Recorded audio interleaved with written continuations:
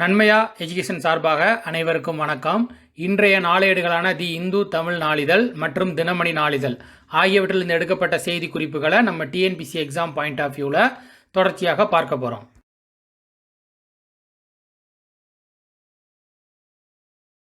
முதலாவதாக மாநில செய்திகளில் பார்த்தீங்கன்னா பாரதியாரோட 139வது பிறந்த நாள் விழா இன்று, அதாவது 11/12/2020 அன்று கொண்டாடப்படுகிறது. இவரை பற்றி சில குறிப்புகளை மட்டும் பார்க்க போகிறோம். என்னன்னு பார்த்தீங்கன்னா, முதலாவதாக தூத்துக்குடி மாவட்டத்தில் எட்டயபுரத்தில் தான் இவருடைய மணிமண்டபம் அமைஞ்சிருக்குது.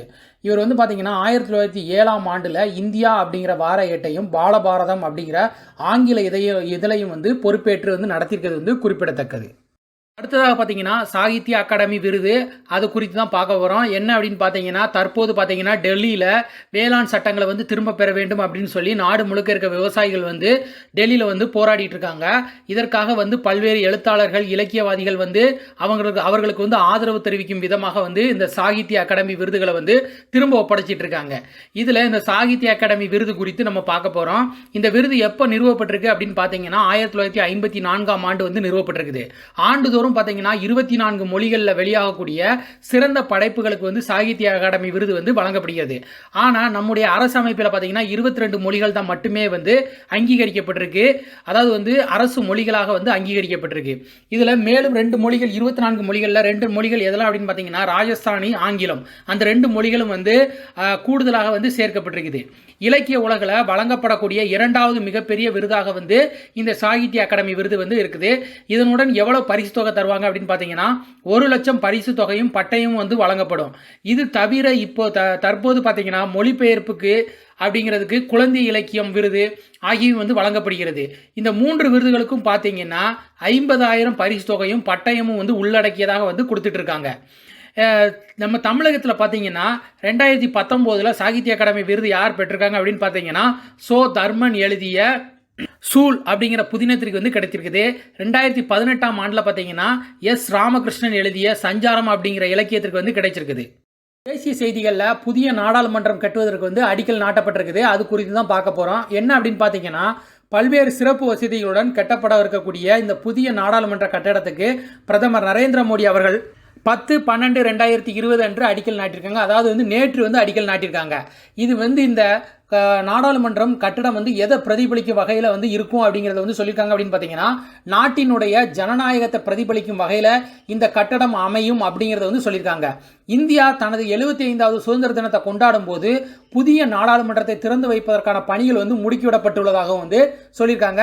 மேலும் பிரதமர் அடிக்கல் நாட்டிட்டு இதில் உரை நிகழ்த்தும் போது என்ன சொல்லியிருக்காங்க அப்படின்னு பார்த்தீங்கன்னா, தமிழகத்தில் சோழர் ஆட்சி காலத்தை எடுத்துக்காட்டாக சொல்லியிருக்காங்க.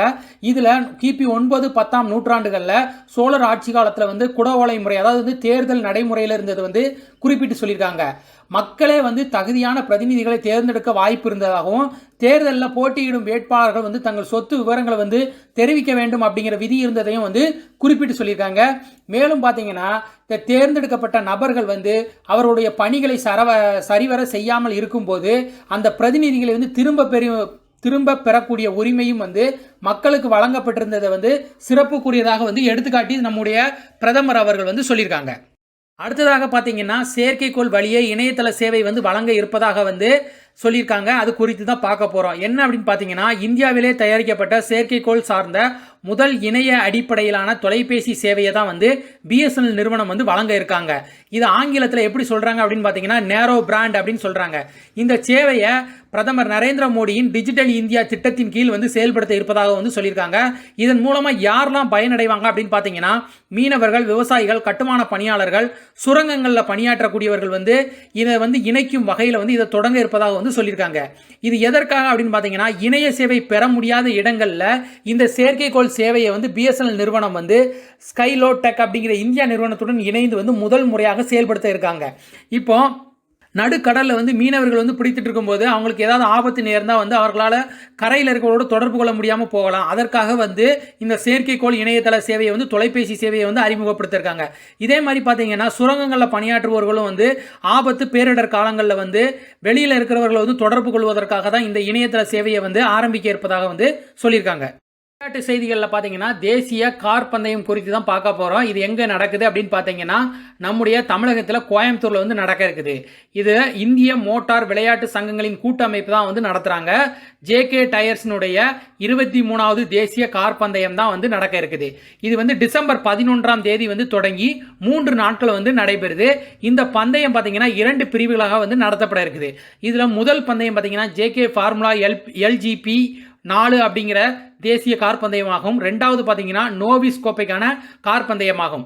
இதில் பார்த்தீங்கன்னா ஒவ்வொரு நாளும் 4 போட்டிகள் வீதம் வந்து மொத்தம் 12 போட்டிகள் வந்து நடைபெறும் அப்படிங்கிறது வந்து சொல்லியிருக்காங்க. அதில் முதல் நாள் வந்து பார்த்தீங்கன்னா 2 தகுதி சுற்றும் அடங்கும் அப்படிங்கிறத வந்து சொல்லியிருக்காங்க. ஐசிசி பார்த்தீங்கன்னா கிரிக்கெட் தரவரிசையில் வந்து பேட்ஸ்மேன்கள் பவுலர்கள் தரவரிசை பட்டியலை வந்து வெளியிட்டிருக்காங்க. அது குறித்து தான் பார்க்க போகிறோம். என்ன அப்படின்னு பார்த்தீங்கன்னா ஐசிசி வெளியிட்டிருக்கக்கூடிய ஒரு நாள் கிரிக்கெட் பேட்ஸ்மேன்கள் தரவரிசையில் இந்திய அணியினுடைய கேப்டன் விராட் கோலி பார்த்தீங்கன்னா முதல் இடத்துலையும், ரோஹித் சர்மா பார்த்தீங்கன்னா 2வது இடத்துலையும் இருக்காங்க. 3வது இடத்துல யார் இருக்காங்க அப்படின்னு பார்த்தீங்கன்னா பாகிஸ்தான் கேப்டன் பாபர் ஆசம் அப்படிங்கிறவங்க வந்து இருக்காங்க. ஆஸ்திரேலியா கேப்டன் ஆரோன் ஃபின்ச் அப்படிங்கிறவங்க வந்து 5வது இடத்துல இருக்காங்க. முதல் முறையாக பார்த்தீங்கன்னா இந்தியாவினுடைய பேட்ஸ்மேன் ஹார்திக் பாண்டியா வந்து முதல் 50 இடங்களுக்குள்ள, அதாவது வந்து 49வது இடத்தை வந்து பிடிச்சிருக்கிறது வந்து இதில் வந்து குறிப்பிடத்தக்கது. பந்து வீச்சாளர்கள் தரவரிசையில் பார்த்தீங்கன்னா இந்தியாவினுடைய பும்ரா அப்படிங்கிறவங்க வந்து 3வது இடத்துல வந்து தொடர்ச்சியாக அதே இடத்துல வந்து தக்க வச்சிட்டு இருக்காங்க.